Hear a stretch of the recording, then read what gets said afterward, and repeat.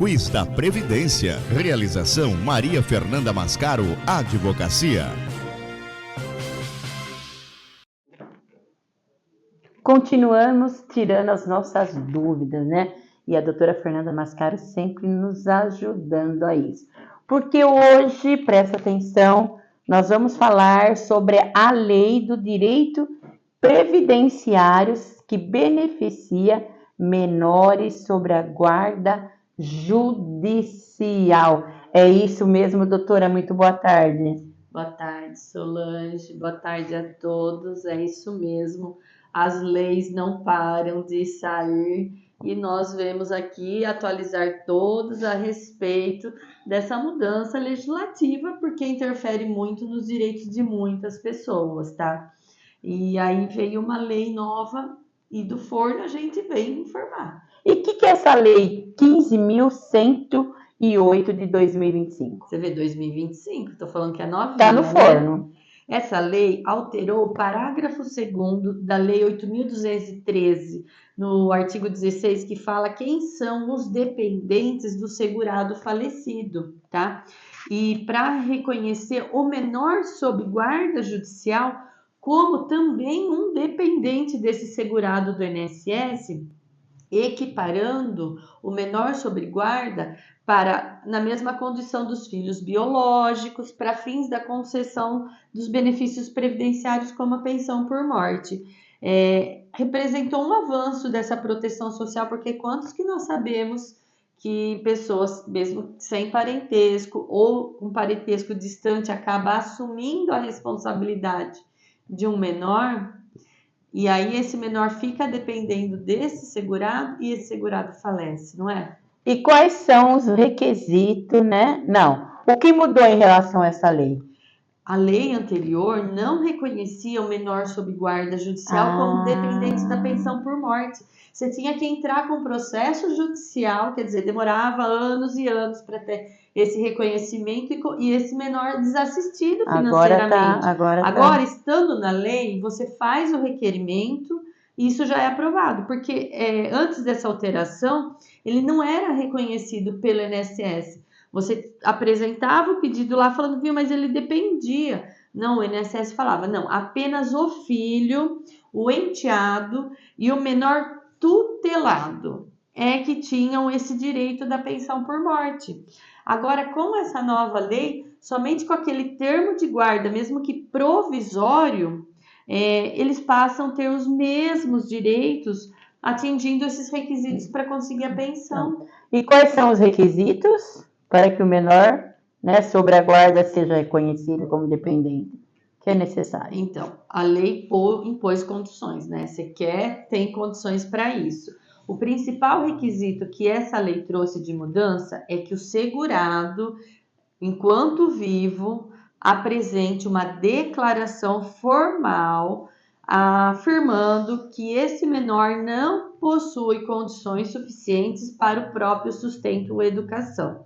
Essa exigência é para evitar fraudes e garantir que o benefício seja concedido apenas para quem necessita. Então, o segurado, antes de falecer em vida, enquanto está cuidando desse menor, já tem que fazer essa declaração formal, ter documentação que comprove mesmo que esse menor depende dele, que ele paga as despesas desse menor, né? E quais os benefícios previdenciários o menor sob a guarda pode receber nessa nova lei? Então, com essa equiparação, porque ele entra no rol dos dependentes do segurado, a pensão por morte é um dos benefícios que ele tem direito, mas também não só a pensão por morte, ele também passa a ter direito ao auxílio reclusão se o segurado for preso, porque se ele depende daquele segurado, ele também tem direito ao auxílio reclusão. Ele também vai ter direito aos benefícios que exigem essa existência de dependentes, mas esses dois benefícios são os principais, tá? E qual é o impacto dessa lei para a sociedade? A lei veio para o quê? Promover esta inclusão social e ampliando essa proteção que a Previdência Social reconhece por esses desarranjos da família. Porque, veja, o falecimento do segurado é um desarranjo. A reclusão desse segurado também é um desarranjo, é algo que foge da rotina da família. Então, garante um pouco mais de segurança jurídica para essas famílias, para essas pessoas que cuidam desses menores que perderam os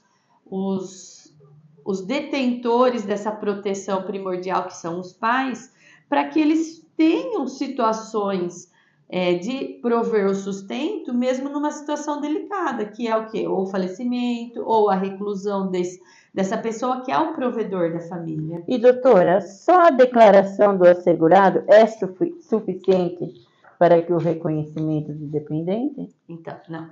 A declaração é obrigatória, porque está na lei, mas pode ser exigida, conforme o caso, outros documentos que comprovem. O termo de guarda judicial, por exemplo, vigente até a data do óbito. De repente, ele está com um termo de guarda muito antigo, aí o INSS pode exigir uma certidão no processo que concedeu essa guarda, porque às vezes é provisória, se até a data do óbito o juiz ainda manteve aquela guarda para aquele segurado que faleceu.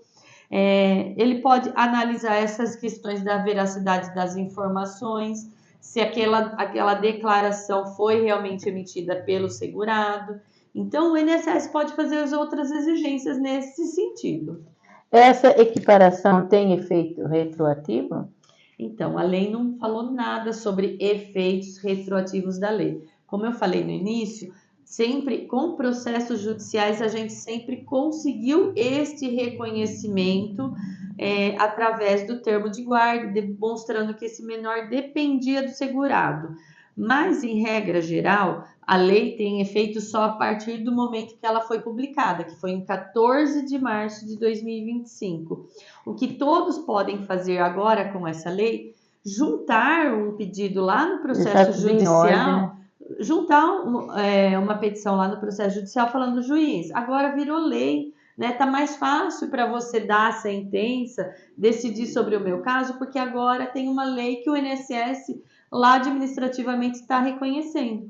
Ou você vai, faz um novo requerimento no INSS reconhecendo isso, e aí se ele é menor ainda, tem menor de 18 anos, mesmo você fazendo um novo requerimento no INSS, você consegue talvez um efeito retroativo, porque não prescreve as parcelas, mas isso vai da interpretação do servidor no momento da análise disso, porque a lei tem os seus efeitos a partir da sua publicação, 14 de março desse ano. Por que essa mudança era necessária? Eu acho que era muito necessária. Era necessária para você proteger melhor pessoas que são desamparadas, não têm condições de prover o próprio sustento. O menor não pode trabalhar, né? Não tá, a lei não fala que os menores não podem trabalhar? E, de repente, falta quem que provia o sustento dele. Como que fica a situação desse menor?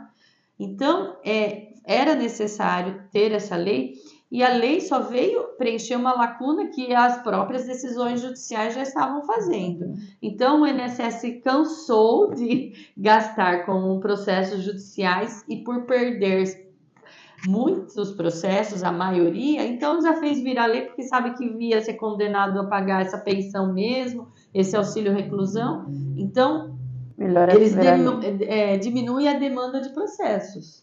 Como essa lei se relaciona com os princípios do Estatuto da Criança e do Adolescente?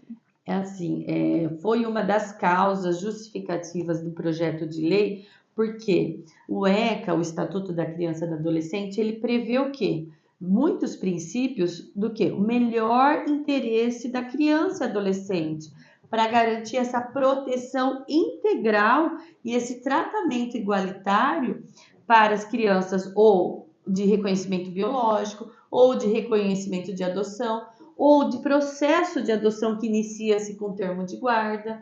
Então, foi dando essa proteção e igualdade de direito para todas as crianças. E a Previdência Social também é uma forma de você garantir direitos para a criança, né? Pode ajudar muito, né? E para terminar, Cleusa aí, né? Como a gente está sempre falando, o pessoal perguntando, o pessoal depois eu mando as dicas da doutora, o pessoal assiste. Então, doutora, vamos conferir a pergunta da Cleusa. Doutora, eu tenho uma pergunta. O termo da guarda do sobrinho ou primo garante a pensão de morte em caso de falecimento?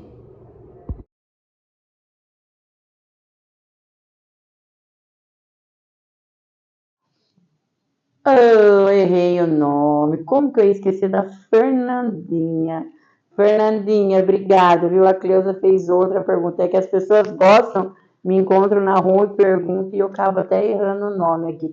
Fernanda, um beijo aí, né? Ela tem o caso da mãe dela, que muitas vezes, às vezes, precisa cuidar. E aí, doutora?